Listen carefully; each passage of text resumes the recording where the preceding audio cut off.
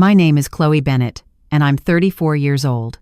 7 years ago, my sister told my parents I dropped out of medical school. She lied, and that single lie cost me my entire family. They cut me off. They blocked my number. They skipped my residency graduation. They weren't at my wedding. For 7 years, I was no one's daughter. Then last month, my sister was rushed into the emergency room, bleeding, unconscious, dying. The trauma team paged the chief surgeon. The doors opened, and when my mother saw the name on the white coat walking toward her daughter's stretcher, she grabbed my father's arm so hard it left bruises. Before we get into this, please take a moment to like and subscribe, but only if this story truly resonates with you, and drop your location and local time in the comments. I want to know where you are right now. Now, let me take you back to the fall of 2017, to a kitchen table in Columbus, Ohio. And the last time my father ever looked at me with pride. Growing up, there were 2 daughters in the Bennett house, but only one who mattered. My sister Harper is 4 years older. She came out of the womb performing school plays, student council, the girl who could talk to any adult at any dinner party and make them laugh. My parents, Thomas and Barbara Bennett, Columbus, Ohio, salt of the earth middle class, adored her for it. Dad managed a manufacturing plant. Mom did part-time bookkeeping. They valued 2 things above all else: appearances and obedience. Harper delivered both flawlessly, every single day. I was the quiet one, the one with her nose in a biology textbook at Thanksgiving, while Harper held court at the table. I wasn't rebellious. I wasn't difficult. I was simply invisible. There's a difference between being forgotten and never being seen in the first place. Here's a small example. 8th grade, I made it to the state science fair, the only kid from our school. Same weekend, Harper had a community theater performance. One guess where my parents went. When I came home with a second-place ribbon, Dad glanced at it and said, "That's nice, Chloe." He didn't ask what my project was about. He never did.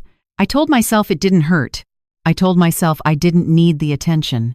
I poured everything into my grades, my AP classes, my applications. I figured if I couldn't be the daughter they noticed, I'd be the daughter they couldn't ignore. And for one brief, shining moment, I was. The day I got accepted into the University of Washington's medical program, 2,400 miles from Columbus, something shifted. For the first time in my life, my father looked at me, really looked at me, and said 5 words I'd waited 20 years to hear. But I'll get to that. First, you need to understand what Harper did when she realized the spotlight was moving. The acceptance letter came on a Tuesday in April. I remember because Harper was visiting for the weekend. She was 24, working as a marketing coordinator at a mid-level firm in Cleveland. Fine job, fine life. Fine was Harper's ceiling, though she'd never admit it. Dad read the letter at the kitchen table. His eyebrows went up. University of Washington, he said slowly, like he was tasting the words. That's a real medical school. Then he looked at me. Maybe you'll make something of yourself after all, Chloe. It wasn't a compliment. Not really. But it was the closest thing to one I'd ever gotten from him, and I held on to it like oxygen. Mom called Aunt Clara that night. She called her sister. She called 2 neighbors. Chloe got into medical school. Can you believe it? Her voice had a pitch I'd never heard before. Pride, genuine, undiluted pride, directed at me. At dinner, I glanced across the table at Harper. She was smiling, but it was the kind of smile that stops at the mouth. Her eyes were doing something else entirely. Calculating, measuring, recalibrating. I know that now. At the time, I just thought she was tired from the drive. That week, Harper started calling me more. 2, 3 times a week. How's packing going? Who's your roommate? What's Seattle like? She asked about my schedule, my classmates, my professors. She remembered every name I mentioned. I thought my sister was finally seeing me. I thought maybe my getting into med school had unlocked something between us. Respect, connection, whatever it is that normal sisters have. I was feeding her ammunition. Every detail, every name, every vulnerability. And I handed it all over with a grateful smile. 3rd year of medical school. That's when everything cracked open. My roommate, my best friend, was a woman named Maya Jenkins. She'd grown up in foster care, no family to speak of, and she was the single reason I survived first year. When I called home once during a brutal anatomy exam week, and Mom said, "Can't talk, Chloe. Harper's having a rough day at work," it was Maya who sat on our apartment floor with me and said, "Their loss. Now get up. We have cadavers to memorize." Maya was diagnosed with stage 4 pancreatic cancer in August of my 3rd year. No family, no support system, just me. I went to the dean's office the next morning and explained the situation. He approved a formal leave of absence. 1 semester, caregiver status, paperwork filed, spot held. I would come back in January. It was all documented, all legitimate. I moved into the spare bedroom at Maya's apartment, drove her to chemo, held her hand in the oncology ward at 3:0 the morning when the pain got so bad she couldn't breathe. I called Harper to tell her. I don't know why. Maybe I still believed she was the sister she'd been pretending to be. I told her about Maya, about the leave, about the plan to return in the spring. Harper's voice was syrup. "Oh my God, Chloe, I'm so sorry. Take all the time you need. I won't say a word to Mom and Dad. I know they'd just worry." 3 days later, she called our parents. I don't know the exact words she used that night. I wouldn't learn the full scope of her lie until 7 years later when it unraveled in the one place none of us expected. But the damage was instant. The call came at 11 at night. I was sitting in a plastic chair next to Maya's hospital bed. She'd had a bad reaction to the latest round of chemo, and they'd admitted her overnight. My phone lit up. "Dad, your sister told us everything."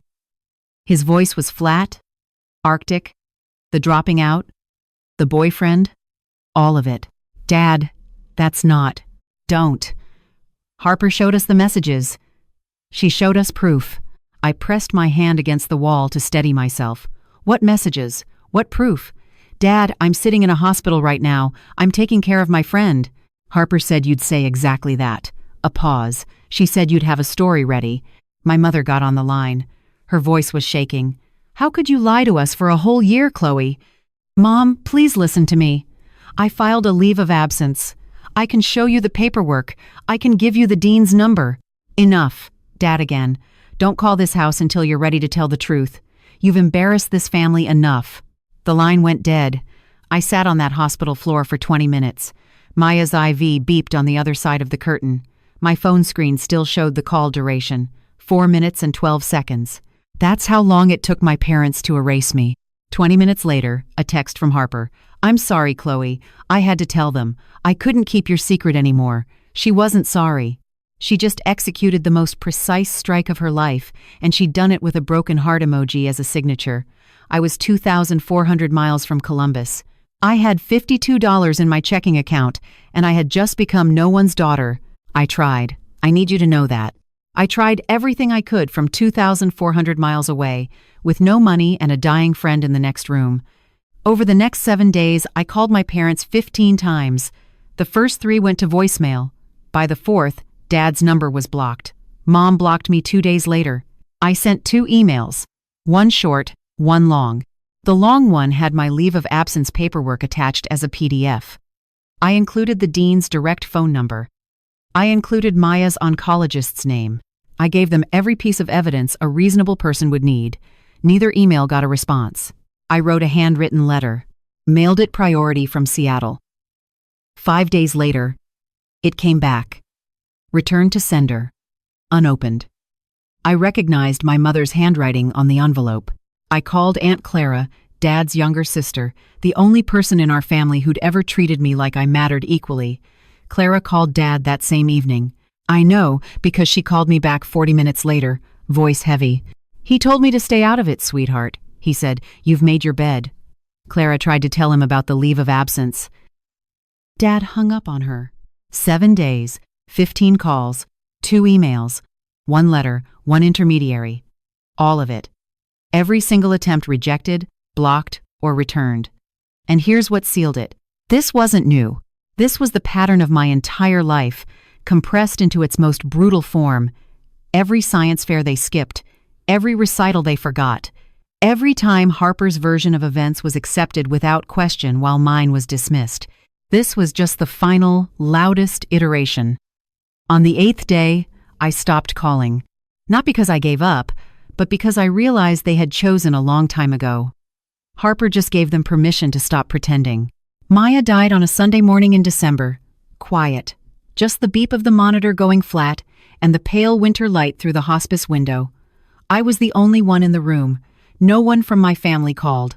No one knew. The one person I'd told, Harper, was too busy tending to the lie she'd planted to care that the reason for my leave of absence had just stopped breathing. I organized a small funeral. 8 people came. Maya's former foster sister drove up from Olympia. A couple of classmates. A nurse from the oncology ward who'd grown fond of her.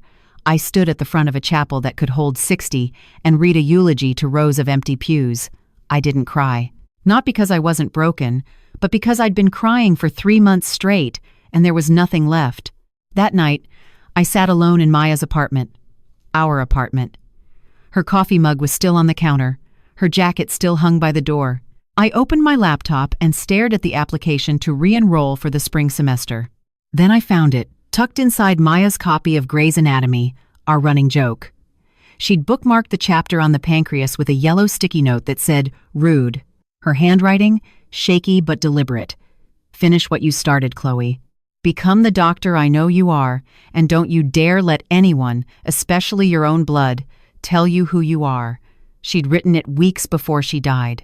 She knew she wouldn't be there when I needed the push. I closed the laptop, opened it again, filled out the re-enrollment form. 2 options, crumble or climb. I chose to climb. Not for my parents, not for revenge. For Maya, and for the version of myself she believed in. I went back in January. No family support, no safety net. I picked up extra student loans, took a part-time research assistant position, and ate hospital cafeteria leftovers more times than I'll ever admit. Medical school doesn't care about your personal life. Anatomy exams don't pause because your family disowned you. 12-hour clinical rotations don't get shorter because you cried in the supply closet at 2:0 inches the morning. So, I stopped crying and started working. I worked like my life depended on it, because in a way, it did. I graduated on time. No one from Columbus came. I matched into a surgical residency at Hopewell Medical Center back in the Midwest, a Level 1 trauma center, one of the busiest in Ohio. That's where I met Dr. Eleanor Vance. Ellie, 60 years old, chief of surgery emeritus, built like a steel cable wrapped in a lab coat. She became the mentor I desperately needed and the mother figure I'd lost. 3rd year of residency, I met Julian Cross. He was a civil rights attorney doing pro bono work at a community clinic near the hospital. Calm eyes. Dry humor. The first person I told the full story to who didn't flinch, didn't pity me, didn't try to fix it, he just listened. Then he said, "You deserve better." 4 words. That was enough. We got married on a Saturday afternoon in Ellie's backyard. 35 guests. Julian's father walked me down the aisle. I'd sent an invitation to Columbus. It came back the way my letter had, unopened. Aunt Clara was there, though. She cried enough for 2 parents. After the ceremony, Ellie handed me a sealed envelope. "A nomination," she said. "Don't open it yet. You're not ready." I tucked it in my desk drawer without asking questions. 7 years passed. I became someone they wouldn't recognize. Now, I need to pause here for a second. If you've ever been in a situation where your family refused to hear your side, where the truth didn't matter because someone else's lie was louder, drop a fire in the comments. And if you think my parents are going to regret this, type karma. Let's keep going, because what happened next, even I didn't see it coming. January, present day. I'm 34 years old. I'm the chief of trauma surgery at Hopewell Medical Center. I have a house in the suburbs with a porch that gets good morning light, a husband who makes me laugh every day, and a golden retriever named Darwin, who has never once judged me for eating cereal at midnight. It's a good life, a real one, built brick by brick with my own hands. But there's a specific kind of ache that never fully fades. It lives in the hollow space between your ribs, right where a family is supposed to be. I don't wake up crying anymore. I don't check my phone hoping for a Columbus area code. But every Thanksgiving there's a moment, just a flash, where I set the table and count the plates and feel the absence like a phantom limb. Aunt Clara still calls every Sunday. She's my thread back to that world. I never ask about them, but I always listen when she volunteers information. Mom and Dad are healthy. Harper got divorced 2 years ago. She's selling medical devices now. The irony is not lost on me. Last week, Clara called with something different in her voice. Cautious. Chloe, there's something I need to tell you about Harper. Something concerning. Before she could finish, my hospital pager went off. Trauma activation. I told Clara I'd call her back. I never got the chance. Because what Clara was trying to tell me was already on its way. Hurtling down I-71 at 70 miles per hour in a sedan that was about to run a red light. And within the hour, the thing Clara was warning me about would be lying on my operating table, bleeding out, with my parents in the waiting room and my name on the chart. I just didn't know it yet. Let me back up, because what Harper did wasn't a single lie. It was a campaign. Clara had been feeding me pieces over the years, reluctantly, carefully, like she was diffusing a bomb one wire at a time. And the picture she painted was worse than I'd imagined. For 7 years, Harper maintained the narrative. At every Thanksgiving, every Christmas, every family gathering, she performed the role of the grieving older sister. We don't really talk about Chloe, she'd tell cousins. It's too painful for Mom and Dad. She'd shake her head, lower her voice, let the silence do the work. But she didn't stop at silence. She added details. She told our grandmother that I was homeless. She told Uncle Frank's wife that she'd heard from mutual friends I was in and out of rehab. She told our mother on Christmas Eve 2 years ago that she had tried to reach out to me and I had refused, that I was the one who cut them off. She flipped the entire story. She said at Thanksgiving, Clara told me once, voice tight with fury, I've begged Chloe to come home. She won't even answer my calls. I think she hates us. Meanwhile, I was 3 floors deep in an operating room, saving a teenager's life. The genius of it, and I use that word with disgust, was that Harper didn't need my parents to forget me. She needed them to believe I had abandoned them. That way, their grief became proof. Their silence became justified, and she remained exactly what she'd always been. The loyal daughter, the only one who stayed. She wasn't protecting them. She was protecting her position. And there was one more thing, Clara told me, something I didn't learn until much later that made the whole picture even darker. But I'll get to that. Julian told me this over coffee one morning 6 months ago. He'd been sitting on it for 2 years. There's something I didn't tell you, he said, setting his mug down carefully, the way he does when he's about to deliver bad news in his lawyer voice. 2 years ago, I got a call from HR at your old hospital. Someone using a fake name had contacted them asking about the employment status of Chloe Bennett. They wanted to know if you'd ever been disciplined, if your credentials were legitimate. I stared at him. Who? I had a colleague trace the inquiry. The IP address came back to Columbus. The kitchen went very quiet. Darwin's tail thumped against the floor. The coffee maker hissed. She was trying to find something, I said. Anything, Julian confirmed. Anything she could use to keep the story alive, to prove you were a fraud. She didn't find anything. No, because there's nothing to find. I wrapped my hands around my mug tight. I could feel the heat bleeding through the ceramic. She didn't just lie about me once, Julian. She's been hunting me. He reached across the table and put his hand over mine. That's not sibling rivalry, Chloe. That's something else entirely. He was right. Harper hadn't told a lie and moved on. She had built an architecture of deception. Load-bearing walls, reinforced beams, and she'd spent 7 years making sure none of them cracked. Every holiday story, every whispered rumor, every fake inquiry was another brick. I could have done something then. Called a lawyer, confronted my parents, blown the whole thing open. But I didn't, because life was about to do it for me in the most brutal, public, and ironic way imaginable. And it started with a pager at 2:15 inches the morning. Thursday night, January, 2:15 a.m. The pager dragged me out of a dead sleep. Julian shifted beside me, murmured something.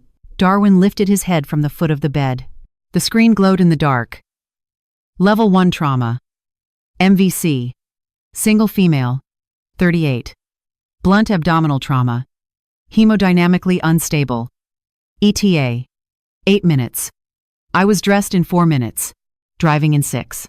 The roads were empty and wet. That particular shade of black that January gives you in Ohio.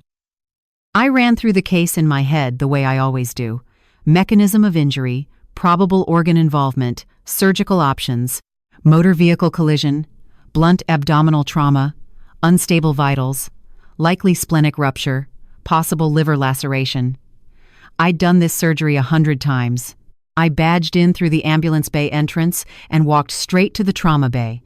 My team was already assembling. 2 residents, a trauma nurse, anesthesia on standby. I picked up the intake iPad from the charge nurse's station and swiped to the incoming patient chart. Patient, Harper Bennett. D.O.B. March 14th, 1988. Emergency contact, Thomas Bennett, father. I stopped walking. The hallway noise, the beeping, the intercom, the squeak of shoes on linoleum, it all pulled back like a tide. For 2 seconds, maybe 3, I wasn't a surgeon. I was a 27-year-old sitting on a hospital floor in Seattle, phone still warm in my hand, listening to a dial tone. Dr. Bennett? My charge nurse, Linda, appeared at my shoulder. You okay? I looked up, blinked, set the iPad down. I'm fine. Prep Bay 2, and page Dr. Patel. I want him on standby. The ambulance siren wailed in the distance, getting closer. And behind that ambulance, I knew before I could see them, were 2 people I hadn't faced in 7 years. The ambulance doors cracked open, and the stretcher came fast. Harper was strapped down, unconscious, oxygen mask fogging with shallow breaths, blood on her shirt, one hand hanging limp off the side rail. The paramedics rattled off numbers. Blood pressure dropping, heart rate climbing, 2 large bore IVs running wide. Behind them, running, came my parents. My mother looked like she'd aged a decade. Hair thinner, face drawn. She was in a bathrobe, slippers on the wrong feet. My father was in a flannel and jeans thrown on in a panic. His face was the color of old paper. "That's my daughter," he shouted past the triage nurse. "Where are they taking her?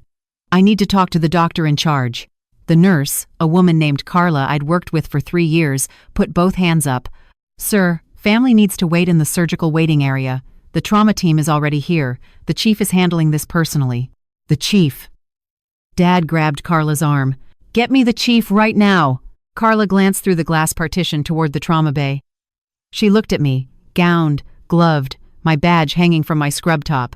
She read the name. Read it again. Her eyes went wide for just a fraction of a second. I gave a small shake of my head. "Not now."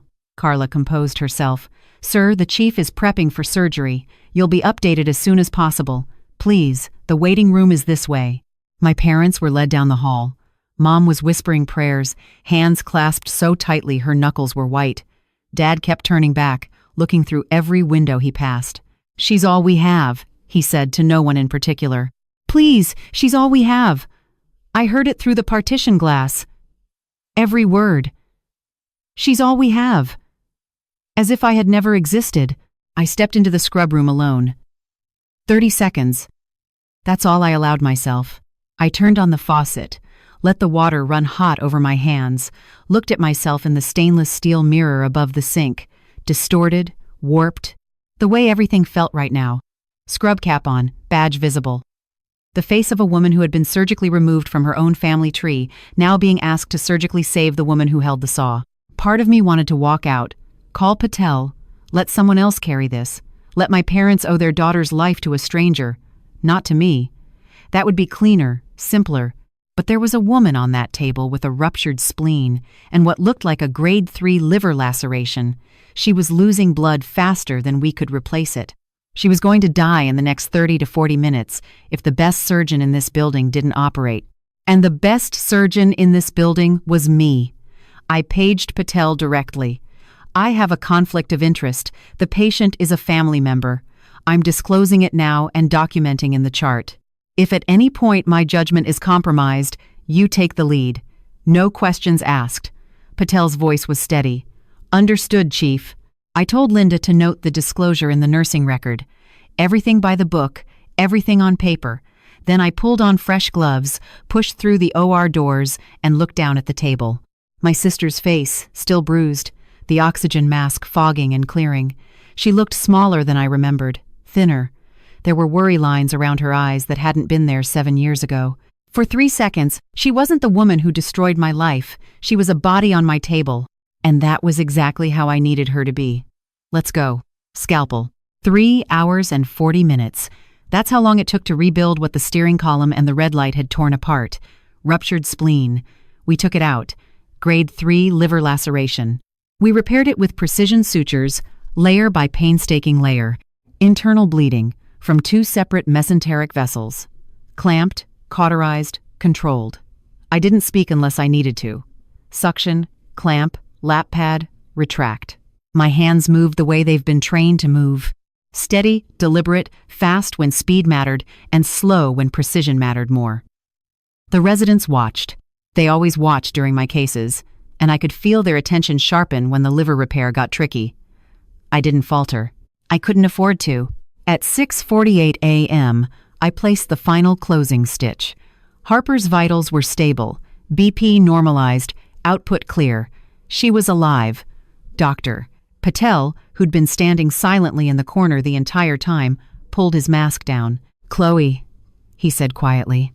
"That was flawless. You want me to talk to the family?" I peeled off my gloves, dropped them in the bin, washed my hands. Automatic, methodical, the same way I'd done it 10,000 times before. "No," I said. "This one's mine." I caught my reflection again in the scrub room mirror. Same face, same badge, but something had shifted. For 7 years, I'd been the daughter who disappeared. Now, I was the surgeon who'd just pulled her sister back from the edge of death. Those 2 facts were about to collide in a waiting room 40 feet away, in front of my entire night shift team. I straightened my scrub top, checked my badge, took 1 breath, then I walked toward the waiting room. The hallway had never felt so long. The waiting room had that fluorescent hush that hospitals get at 7 in the morning. 2 other families were scattered in the far corners. A television murmured weather reports to no one, and in the center row, sitting rigid, sleepless, terrified, were my parents. I pushed through the double doors, still in my surgical scrubs, mask pulled down around my neck, scrub cap off now, hair pulled back. My badge hung at chest level, printed in clean block letters anyone could read from 6 feet away. Dr. Chloe Bennett, MD, Fax, Chief of Trauma Surgery. Dad stood first. He always stood first. It was a reflex, the need to be in charge. "Doctor, how is she? Is Harper?" He stopped. His eyes had dropped to my badge, then rose to my face, then dropped to the badge again. I watched the recognition move through him like something physical. A tremor that started in his hands and climbed to his jaw. Mom looked up a half-second later. Her lips parted. No sound came out. Her right hand shot to Dad's forearm and clamped down, fingers digging into the flannel of his sleeve with a force that I would later learn left 4 bruises shaped like fingertips. 5 seconds of silence.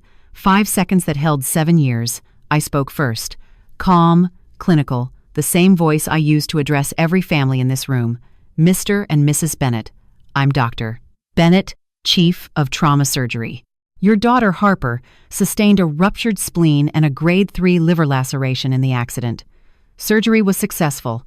She's stable and currently in the ICU. You'll be able to see her in approximately 1 hour. Mr. and Mrs., not Mom and Dad. I watched that land. I watched it cut. Behind me, through the glass partition, Linda and 2 nurses were watching. They knew, by the look on their faces. They'd already put it together. My mother moved first. She took a step toward me, arms lifting, a sob already breaking through her chest. "Chloe. Oh my God. Oh my God. Chloe." I stepped back. Half a step. Polite. Unmistakable. She froze. Her hands hung in the air between us, then slowly, painfully, dropped to her sides. Dad's voice came out like gravel dragged over concrete. "You're a doctor." "I am." "You're the chief." "I am." But Harper said. Harper said, "What exactly?" He closed his mouth, opened it, closed it again. I could see the machinery of his mind trying to reassemble 7 years of certainty that was crumbling in real time. Mom was crying now, not quietly. "We thought you dropped out. We thought she told us you were.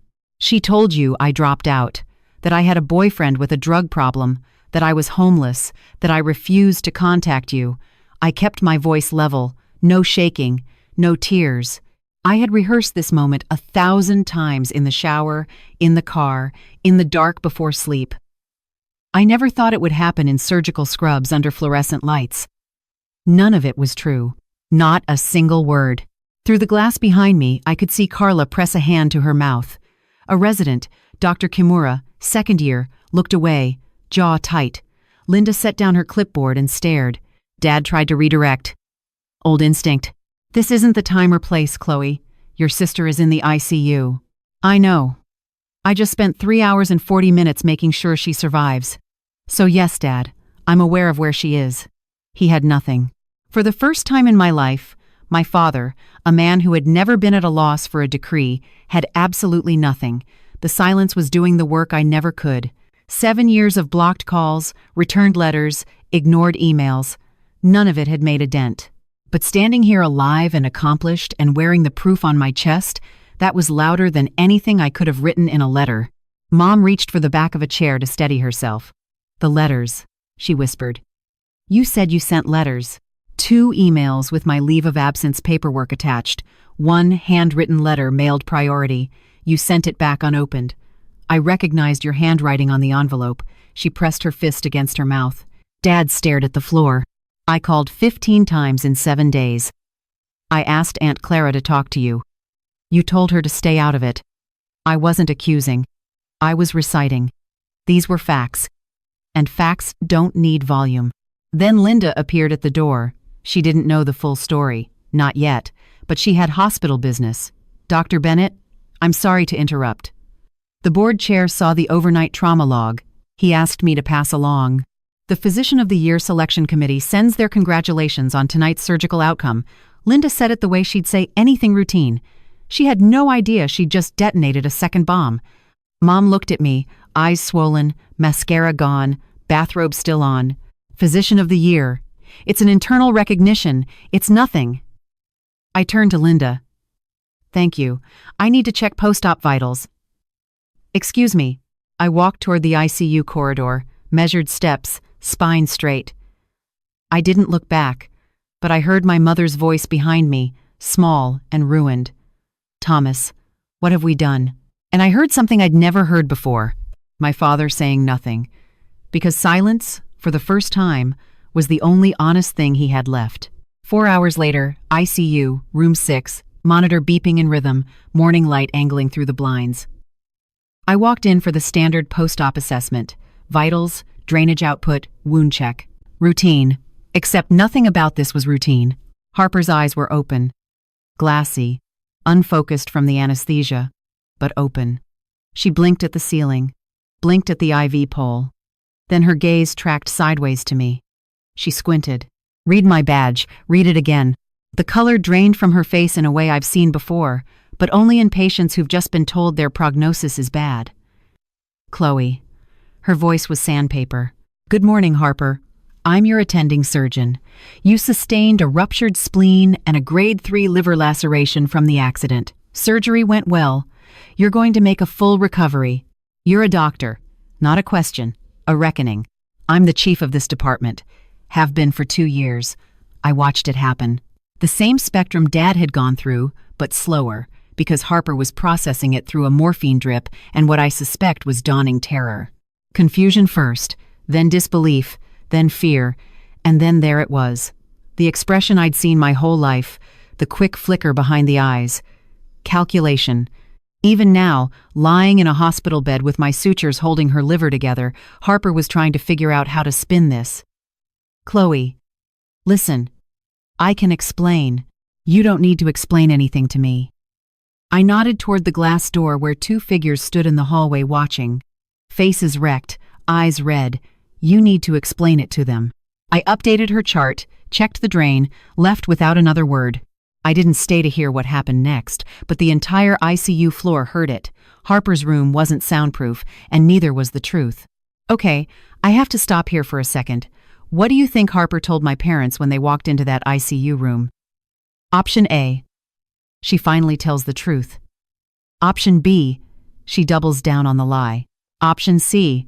She plays the victim again. Drop your answer in the comments. And if you haven't subscribed yet, now is the time, because the next part of the story is where everything comes crashing down. I learned what happened from Linda, who heard it from the ICU nurse, who heard it through the glass. If you guessed option C, congratulations. You know my sister. The moment my parents walked in, Harper started crying. Big, heaving sobs that pulled at her stitches and made the heart monitor spike. Mom, Dad, you have to believe me.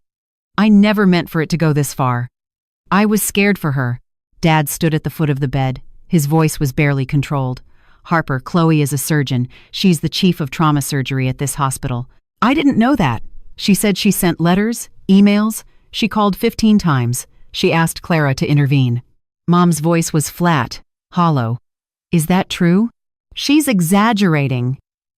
You know how she... Clara tried to tell us. Dad again, and this time his voice cracked. Not from sadness, but from the structural failure of everything he'd believed for 7 years. 2 years ago, Clara called and said Chloe was in residency, a surgeon. You told us Clara was lying, that she was just trying to cause drama. Clara doesn't know the whole story. What is the full story, Harper? Mom, screaming in an ICU. The nurse at the station outside flinched. 2 rooms down, a patient's visitor looked up from their phone, and Harper backed into a corner, IVs in both arms, my sutures in her abdomen, did what she always does. She pivoted from defense to offense. Fine, she's a doctor. Good for her, but she abandoned this family. She never called because we blocked her number, Harper. Dad's hand was on the bed rail, knuckles white. Because you told us to. The heart monitor beeped. The IV dripped. And Harper, for perhaps the first time in her adult life, had no script. Aunt Clara walked into the ICU at 9:45 that morning. I'd called her from the scrub room after surgery, not to summon her as a weapon, but because Harper was her niece too, and Clara deserved to know. But Clara came prepared. 7 years of silence will do that to a woman with a filing system and a long memory. She didn't sit down, didn't hug anyone. She stood in the middle of that room and said, I've been waiting 7 years to have this conversation, and I'm not waiting 1 more minute. She pulled out her phone, opened a folder she'd labeled, I found out later, Chloe proof. Inside, screenshots of every email I'd sent my parents in those first desperate days. The PDF of my leave of absence from UW, signed by the dean, stamped with the registrar's seal, my re-enrollment confirmation, a photo of my residency graduation. Me in a cap holding the diploma, Aunt Clara next to me. The only family member in the frame. She held the phone out. Mom took it with trembling hands. And here, Clara said, swiping to a text thread. This is from Harper, sent to me 4 years ago. She read it aloud. Don't tell Mom and Dad about Chloe's residency. It'll just confuse them. They're finally at peace. The room went still. Harper stared at the ceiling. Her jaw was set, but the calculation was gone from her eyes. What replaced it was something I'd never seen there before. The look of someone who's run out of rooms to hide in. You told me to keep quiet for the family's sake, Clara said, looking straight at Harper. But this family hasn't had peace. It's had a 7-year blackout, Clara turned to my parents. And you two, you let this happen. Not because you didn't love Chloe, but because loving Harper was easier. Nobody argued. There was nothing left to argue with. Mom sank into the chair beside Harper's bed, but she wasn't looking at Harper anymore. She was scrolling through Clara's phone, reading my emails one by one. Her lips moved as she read. She stopped on the last one, the one I'd sent the night before my residency graduation. I know what it says. I've reread it 100 times in my own sent folder. Mom, I don't know if you'll read this. I graduated from residency today. I wish you were here. I'm still your daughter. I never stopped being your daughter. Mom doubled over in the chair, not crying. It was beyond that. It was the sound of someone meeting the full weight of a mistake they can never undo. Dad stood at the window, his back to the room, his shoulders shaking. Aunt Clara told me later it was the first time she had ever seen her older brother cry in 64 years. Not once. Not at their mother's funeral. Not when his business nearly went under. Not ever. He cried now, silently facing the parking lot while the monitor beeped behind him. Harper lay in the bed. She'd stopped talking. The IV dripped. Her eyes were fixed on a point on the ceiling. There was nothing left to perform, an audience that would believe her. The persona she'd worn for 38 years was lying in pieces on the linoleum, and no amount of charm or tears or clever reframing was going to put it back together. "You missed her wedding, Thomas." Clara's voice was quiet now. "Spent." Julian's father walked her down the aisle. "Do you understand what that means?" Dad didn't turn from the window, but he spoke. 4 words, low, cracked down the center. "What have we done?" Not a question. He wasn't asking. He was convicting. And knowing the truth and knowing what to do with it, those are 2 very different things. I came back that afternoon, end of my shift, 22 hours since the pager woke me. But who's counting? My parents were still there. Of course they were. Where else would they go? Back to the house where they'd spent 7 years pretending they only had 1 daughter. Mom stood up the second I walked in. Her face was swollen, eyes nearly shut from crying. "Chloe, baby, I'm so sorry. I held up my hand gently, but firm. "I hear you, and I believe you're sorry. But sorry is a word. It's a starting place, not a finish line. What I need is time." Dad turned from the window. He looked like he'd aged 5 years since this morning. "We want to make this right. Then you need to understand something." I kept my voice even. This wasn't anger. This was clarity, the kind that only comes after you've burned through every other emotion, and what's left is the truth. Clean and simple. I'm not the girl you sent away. I'm not the girl who begged you to listen for 7 days from 2,400 miles away. I'm someone who built a life, a whole life without you. And if you want to be part of it now, it will be on my terms. Not Harper's, not yours. Mine. Dad opened his mouth. Old reflex. Then he closed it and nodded. A small, devastated nod. I looked at Harper on the bed. Her eyes were open, watching me. "When you're recovered," I said, "you and I are going to have a conversation, a real one, but not today. Today, you're my patient. I don't mix the two." I left. Spine straight, steps measured. I didn't turn around. I'm not closing the door, but I'm the one who decides when it opens, how wide, and who walks through. 2 weeks later, Harper was discharged. Her incision was healing.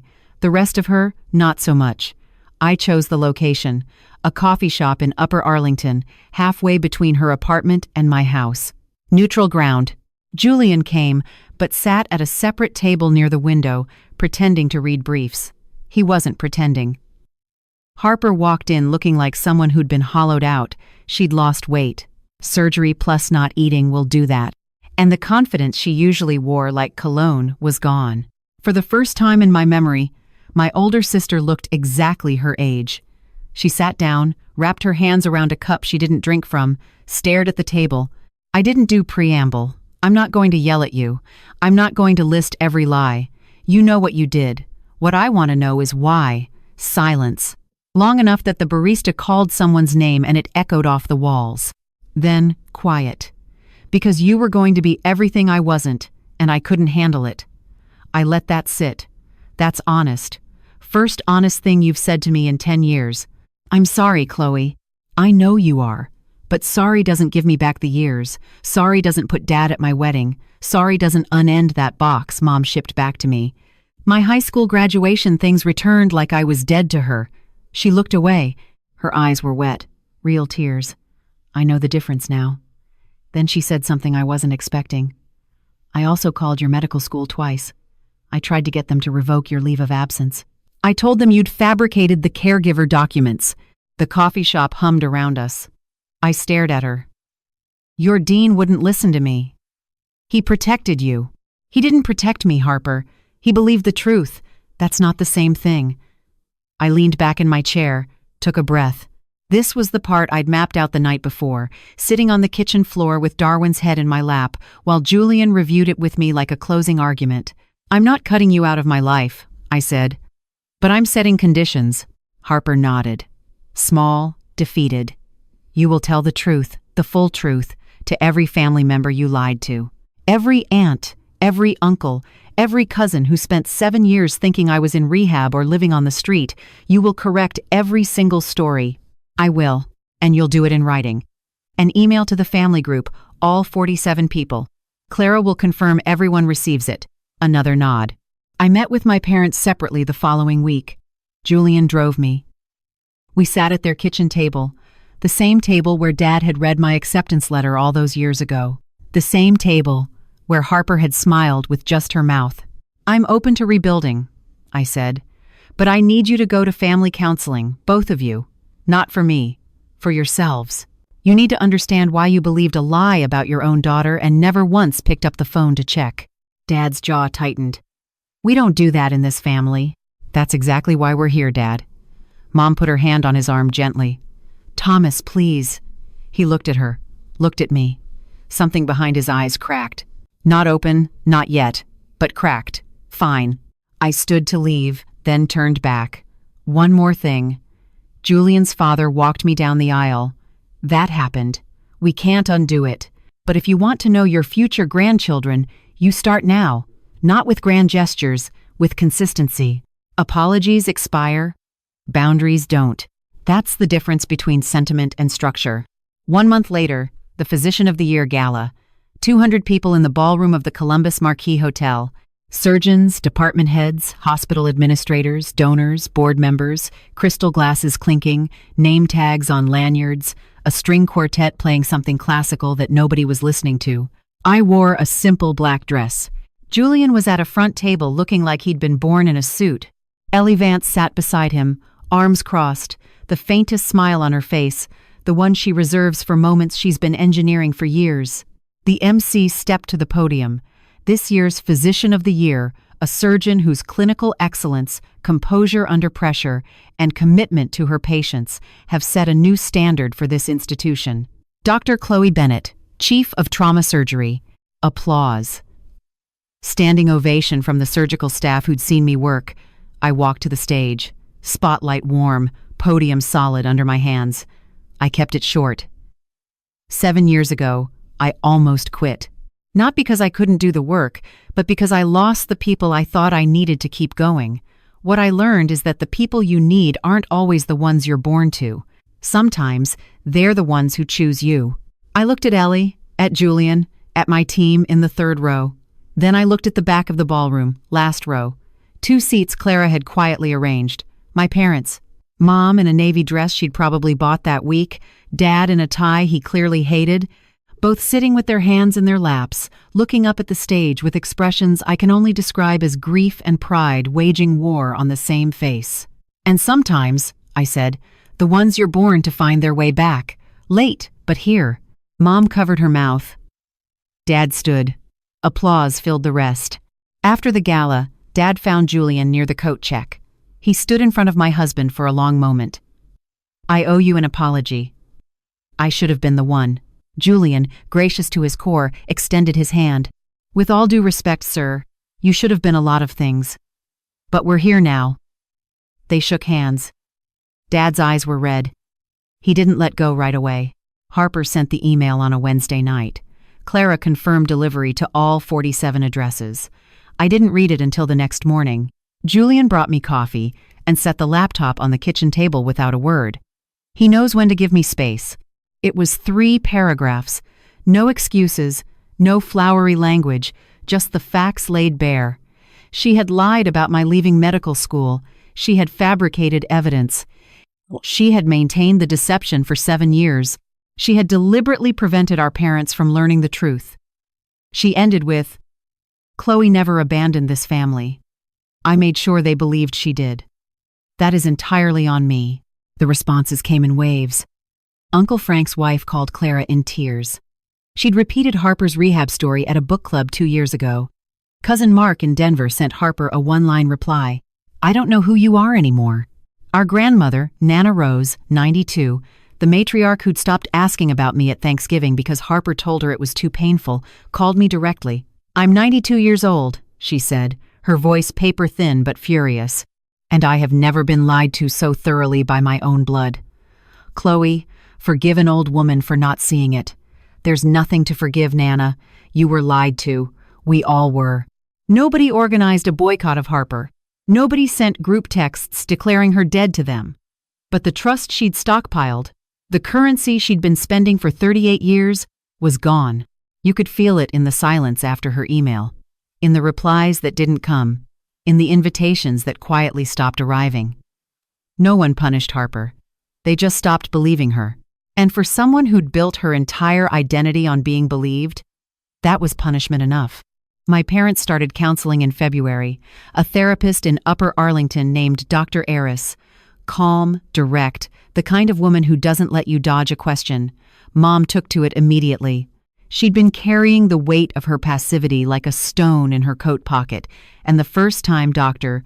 Eris named it, enabling through silence, Mom broke down in the office and didn't stop crying for 40 minutes. That's what Clara told me. I wasn't there. It wasn't my session to witness. Dad struggled. He sat in the chair. He answered questions in as few words as possible. Dr. Eris told him, Clara relayed, that his need to be right, his refusal to revisit a decision once it was made, had been the load-bearing wall of this entire disaster. Harper provided the lie, but Dad's pride cemented it into place. He didn't argue with her. That might have been the first sign of change. 3 weeks into counseling, Mom mailed me a letter. Handwritten. The irony wasn't lost on either of us. I failed you, she wrote. Not just when I believed Harper, but every time I chose peace over fairness. Every time I let your father's temper decide what was true. Every time I saw you standing in the doorway, quiet and waiting, and told myself you were fine, because it was easier than admitting I wasn't brave enough to fight for you. I read it at the kitchen table. Darwin was asleep on my feet. Julian was in the next room pretending not to listen. I didn't cry, but I held that letter for a long time. Then I opened the drawer where I keep things that matter. Maya's card, my returned letters, the wedding invitation that came back unopened, and I placed it inside. Same drawer, different side. Progress isn't always dramatic. Sometimes it's just rearranging what you carry. Harper started therapy too, her own separate from the family sessions. I know this because Clara told me, and because Harper mentioned it briefly, awkwardly, the second time we met for coffee. We've had 3 of these meetings now. Each one short, each one stiff, each one slightly more honest than the last. The first time, she stared at her hands and said nothing useful. The second time, she told me about the therapy. The third time, she said something that actually landed. I don't expect you to forgive me. I don't even know if I deserve it. But I want you to know, I'm trying not to be that person anymore. I took a sip of my coffee, set it down. Then show me. Words are cheap in this family. They always have been. Show me with time. She nodded. Didn't push. Didn't perform. That was new. Do I believe her? Honestly, I don't know. I've spent a lifetime reading Harper's performances, and I'm still not sure where her acting ends and her actual self begins. Maybe she's not sure either. Maybe that's what the therapy is for. But I believe in the possibility of change. That's all I can offer right now. She carries my surgical scar on her body, 7-inch scar on her left upper abdomen, fading from red to white over the coming year. Every time she gets dressed, every time she catches her reflection, she'll see the mark left by the sister she tried to erase. The sister who, when it mattered most, held a scalpel with steady hands and chose the oath over the anger. I carry her damage in my memory. 7 years of silence, lodged somewhere between my ribs. We're even. In the strangest, most painful way 2 sisters can be even. And maybe with enough time, enough real, unglamorous, consistent time, we'll find our way to something that isn't even. Something better. Something new. I'm sitting in my office at Hopewell. It's late. The hallway outside is quiet. That particular stillness hospitals have after the last visitors leave and before the night shift energy kicks in. My nameplate is on the door. My diplomas are on the wall not because I need to see them, but because the residents do. On my desk, a framed wedding photo.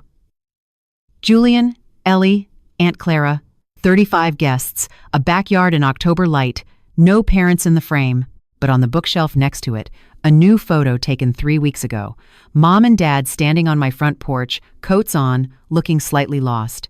Dad's hands are in his pockets. Mom is mid-smile, trying too hard, but trying. It's awkward. It's imperfect. It's real. If you're watching this, and you see yourself in my story, whether you're the one who was silenced or the one who did the silencing, It doesn't matter if it takes 5 days or 7 years. The truth has a patient way of showing up exactly when it's needed most. You can't rush it, but you can't outrun it either. I didn't get revenge on my sister. I didn't need revenge. I became someone who didn't need it. And that turned out to be the most devastating response of all. Not a scheme, not a plan, just a life lived fully on my own terms. And if you're waiting for your family to see you, really see you, stop waiting. See yourself first. Build the life you deserve with the people who show up. And when the others finally turn around, let them find a door that you control. You decide when it opens. You decide how wide. You decide who walks through. That's not revenge. That's architecture. Sunday morning. First week of February. Light snow falling outside the kitchen window. The kind that doesn't stick, but makes everything look like it's being gently forgiven. I'm making French toast. Julian is grinding coffee beans, singing off-key to something on the radio. Darwin is stationed under the table, optimistic about crumbs. The doorbell rings. I wipe my hands on a towel and open the front door. Mom and Dad standing on the porch in their winter coats. Dad is holding a bottle of orange juice like he's not sure what to do with his hands. Mom has a tin of homemade cookies. Her shortbread, the ones she used to make for every school event of Harper's and none of mine. Hi, Mom says. Nervous, hopeful. Come in, I say. Coffee's almost ready. Dad steps inside, looks around the kitchen like he's cataloging everything, the house he's never been in, the life he almost never knew existed. He clears his throat. Can I help with anything? I look at him. My father, 64 years old, standing in my kitchen for the first time, asking permission to be useful. You can set the table, Dad. He nods, goes to the cabinet I point to, takes out plates, counts them, looks at me. 4. 4. He sets them down one by one, carefully, like they might break if he's not gentle. Julian hands him coffee. Mom hugs me at the stove. Not a dramatic movie hug, just a quiet one. Arms around me, forehead against my shoulder. No words. Holding on. Darwin thumps his tail. Snow falls outside. The French toast sizzles. It's not perfect. It's not the childhood I deserved or the reconciliation movies promise, but it's real. And real is more than I had for a very long time. My name is Dr. Chloe Bennett. I'm 34 years old, and I am finally, slowly, carefully, letting myself be someone's daughter again. 4 plates. It's a start. If this story resonated with you, if it made you think about your own family, your own boundaries, or someone you've lost and found, leave me a comment. Tell me, what would you have done? Would you have opened that door?